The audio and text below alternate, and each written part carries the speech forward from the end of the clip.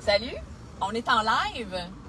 Ceci est mon 94e, je crois, 94e live. Je suis au volant de ma voiture, mais c'est pas moi qui filme, inquiétez-vous pas.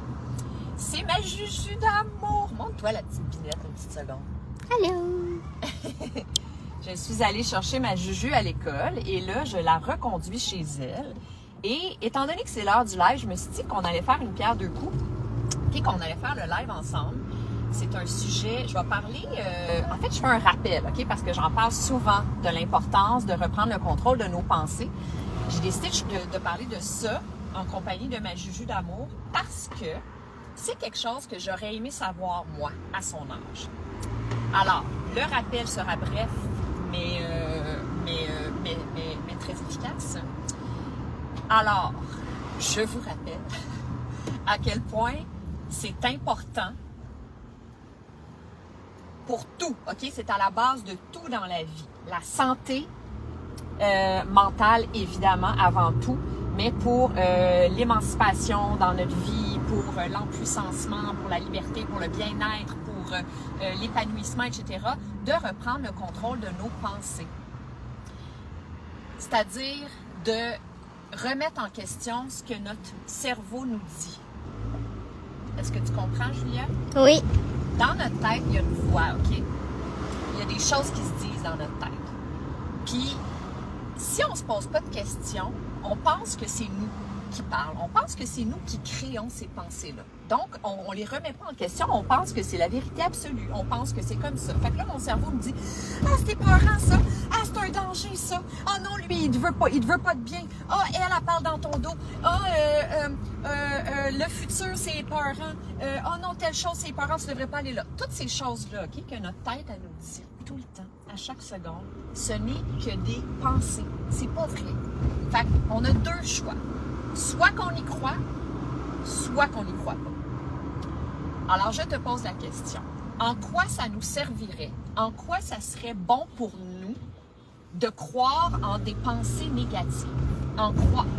Si on continue à croire en des pensées qui nous font peur, qui nous font pas de bien, qui nous créent de l'anxiété, qui nous créent du stress, qui nous font de la peine, qui nous rendent tristes, de quelle façon que ça pourrait nous rendre service dans notre vie, participer à ce qu'on ait une belle vie saine et épanouie et heureuse et tout ça. Ben, je t'annonce que ça ne nous rend pas service. Puis la bonne nouvelle, c'est qu'on a un contrôle sur ces pensées-là. On a le choix, on a l'option de les croire ces pensées-là ou pas. Donc, on a l'option de ne pas les écouter et de faire « Hey, toi là, petite voix, t'es pas vrai. C'est n'importe quoi. T'es juste des vieilles données qui sont programmées comme un ordinateur dans mon cerveau, qui sont programmées de mon passé. Ça sert à rien. Il n'y a rien de valide dans ces informations-là. Moi, je choisis de ne pas adhérer à cette croyance-là, à cette phrase-là, et de plutôt croire en quelque chose qui va me faire du bien. Ouais. Ben alors, moi, personnellement, Oui. des fois, faut un peu... Des fois, quand t'es pas sûr sur une personne, faudrait bien que tu, genre...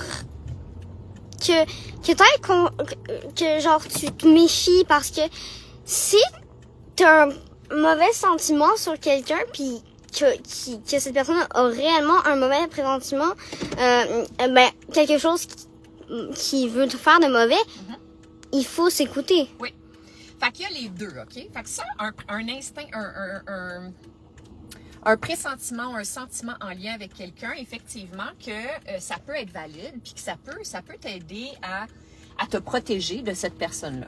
Ceci dit, dans 90% des cas, voire 95% des cas, les phrases que notre cerveau nous dit ne sont pas valides. Ils nous rendent pas service du tout. Ils font juste nous garder dans un état de stress, puis d'anxiété, puis de peur.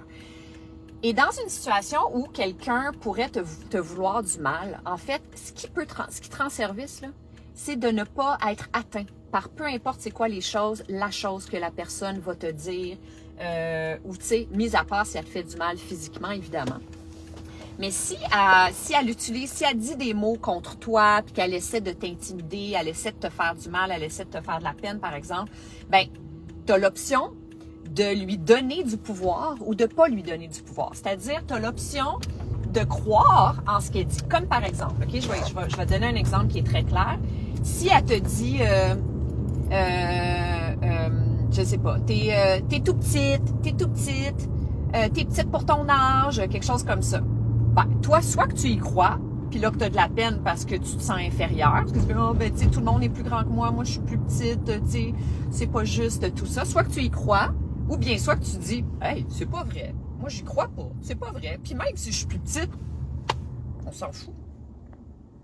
Mais je choisis de ne pas y croire. Puis je choisis de ne pas donner de pouvoir en les propos de cette personne-là.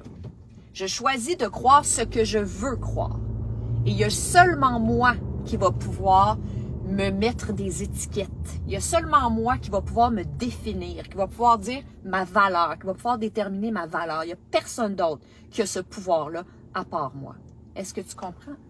Oui. Oui. Est-ce que tu es d'accord avec moi? Oui. OK. Est-ce qu'il y a des gens qui nous écoutent? Une personne, non, il y en avait 3. OK. C'est tout. C'est juste ça que je voulais dire aujourd'hui. Bye! Bye tout le monde! À demain! À demain!